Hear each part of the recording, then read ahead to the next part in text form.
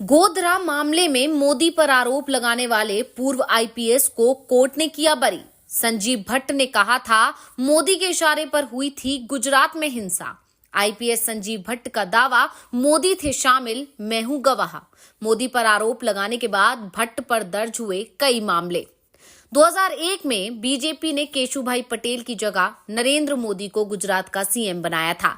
मोदी को गुजरात का सीएम बने हुए 5 महीने भी नहीं हुए थे कि गोधरा में साबरमती एक्सप्रेस को गोधरा रेलवे स्टेशन पर निशाना बनाया गया। रेलवे स्टेशन के आसपास मुस्लिम आबादी थी, जिसके बाद मुस्लिमों पर इसके आरोप लगा दिए गए। इस मामले में कई कार सेवकों की जान चली गई थी और फिर गुजरात में सांप्रदायिक हिंसा का दौर शुरू हुआ, जिसमें 1000 के करीब लोगों की जान चली गई थी। आरोपों के छींटे उस समय गुजरात के सीएम रहे नरेंद्र मोदी पर भी पड़े। सीबीआई जांच हुई, लेकिन नरेंद्र मोदी के खिलाफ कोई सबूत या गवाह सामने नहीं आया था। लेकिन फिर मार्च 2011 में आईपीएस संजीव भट्ट ने कोर्ट में एक हलफनामा दायर किया था, जिसमें उन्होंने नरेंद्र मोदी पर गंभीर आरोप लगाए थे। उन्होंने दावा किया था कि गोधरा मामले के बाद 27 फरवरी 2002 की शाम मुख्यमंत्री के आवास पर हुई एक सुरक्षा बैठक में वो मौजूद थे। इसमें मोदी ने कथित तौर पर पुलिस अधिकारियों से कहा था कि हिंदुओं को अपना गुस्सा उतारने का मौका दिया जाना चाहिए। इसके बाद संजीव भट्ट पर एक के बाद एक मामले दर्ज किए गए। उन्हें गिरफ्तार किया गया, आईएएस पद से बर्खास्त कर दिया गया। लेकिन अब संजीव भट्ट को एक मामले में कोर्ट ने बरी कर दिया है। तो क्या है ये पूरा मामला, इस पर हम अपनी स्पेशल रिपोर्ट में करेंगे बात, तो वीडियो को आखिर तक जरूर देखें। गुजरात के पोरबंदर की एक कोर्ट ने पूर्व आईपीएस अधिकारी संजीव भट्ट को 1997 के कस्टडी में टॉर्चर करने के मामले में बरी कर दिया है। कोर्ट ने माना कि याचिकाकर्ता साबित नहीं कर सके कि संजीव भट्ट ने शिकायतकर्ता को अपराध कबूल करने के लिए मजबूर किया था। साथ ही कोर्ट ने कहा कि भट्ट उस समय पुलिस अधिकारी थे और उन पर केस चलाने के लिए जरूरी मंजूरी भी नहीं ली गई थी। हालांकि संजीव फिलहाल जेल से बाहर नहीं आ पाएंगे, क्योंकि वो 1990 के एक और मामले में जेल में उम्र कैद की सजा काट रहे हैं। जिस मामले में संजीव भट्ट को बरी किया गया है, वो मामला 1994 के हथियार बरामदगी से जुड़ा है। इस मामले के 22 आरोपियों में से एक नारायण जाधव ने 6 जुलाई 1997 को मजिस्ट्रेट कोर्ट में भट्ट के खिलाफ शिकायत की थी। उसने कहा था कि उसे पुलिस कस्टडी में संजीव भट्ट और कांस्टेबल वजू भाई ने terrorist and disruptive activities act Tada और आर्म्स एक्ट के मामले में कबूलनामा करने के लिए शारीरिक और मानसिक रूप से टॉर्चर किया था। उसने भट्ट पर आरोप लगाया कि पोरबंदर पुलिस की टीम 5 जुलाई 1997 को ट्रांसफर वारंट पर अहमदाबाद की साबरमती सेंट्रल जेल से जाधव को पोरबंदर में भट्ट के घर ले गई थी। जाधव को उसके गुप्तांगों और शरीर के अन्य हिस्सों पर बिजली के झटके दिए गए। उसके बेटे को भी बिजली के झटके दिए गए। जाधव ने कोर्ट में टॉर्चर की जानकारी दी, जिसके बाद जांच के आदेश दिए गए। अदालत ने 31 दिसंबर 1998 को मामला दर्ज कर भट्ट और वजू भाई को समन जारी किया।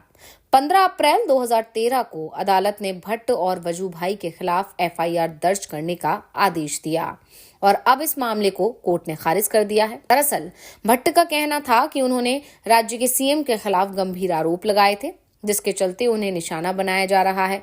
और शायद भट्ट के आरोप सही भी हों, क्योंकि नरेंद्र मोदी पर आरोप लगाने के बाद से ही उनकी जिंदगी में उथल पुथल मच गई।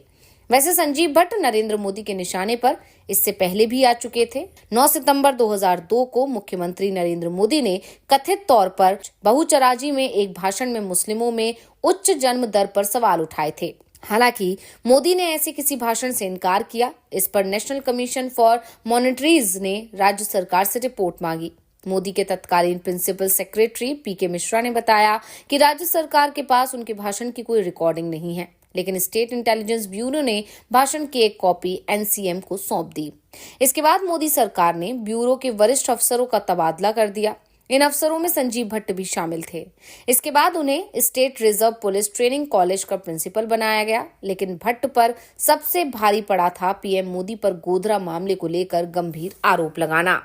दरअसल 2002 गोधरा मामले के बाद सामाजिक कार्यकर्ताओं के समूह ने एक ट्रिब्यूनल का गठन किया। इस ट्रिब्यूनल को गुजरात के तत्कालीन गृह मंत्री हरेन पांड्या ने बताया कि गोधरा हादसे के बाद मुख्यमंत्री आवास पर नरेंद्र मोदी ने एक बैठक बुलाई थी। पांड्या के मुताबिक इस बैठक में मोदी ने पुलिस अधिकारियों से कहा कि हिंदुओं को अपना गुस्सा उतारने का मौका देना चाहिए।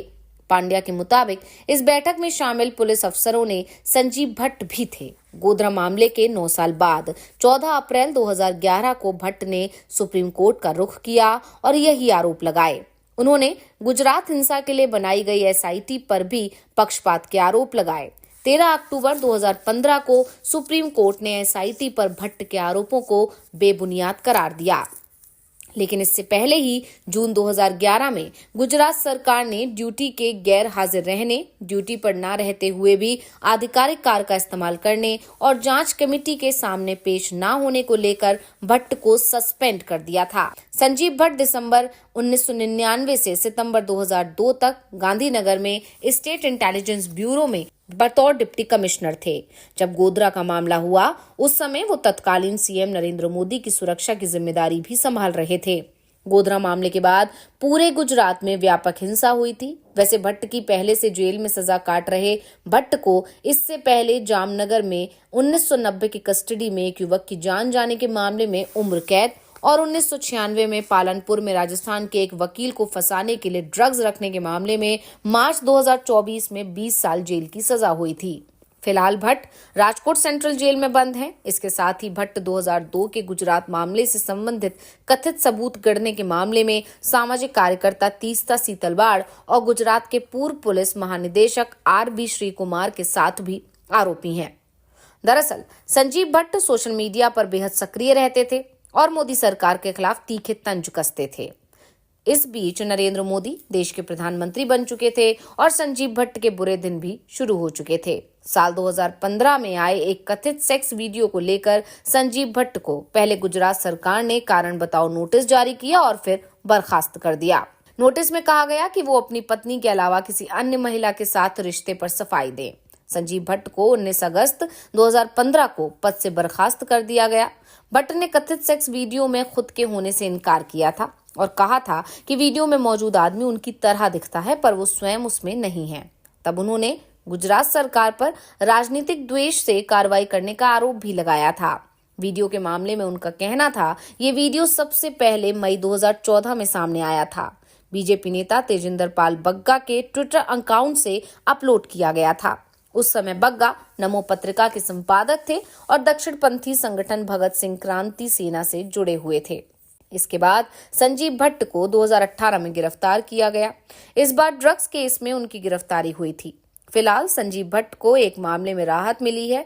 संजीव भट्ट की पत्नी श्वेता भट्ट का कहना है कि जब तक केंद्र में मोदी की सरकार है तब तक उन्हें न्याय मिलने की उम्मीद नहीं दिखाई दे रही है। उन्होंने कहा कि सच्चाई सामने रखने पर उनके पति को परेशान किया गया, गलत मामलों में फंसाया गया, झूठे सबूत गढ़े गए जिन्हें कोर्ट में पेश कर संजीव भट्ट को सजा दिलाई गई। तो ये रिपोर्ट आपको कैसी लगी हमें कमेंट करके अपनी राय जरूर दीजिएगा। इसी के साथ वीडियो को लाइक करें, वीडियो को शेयर करें और चैनल को सब्सक्राइब करना ना भूलें।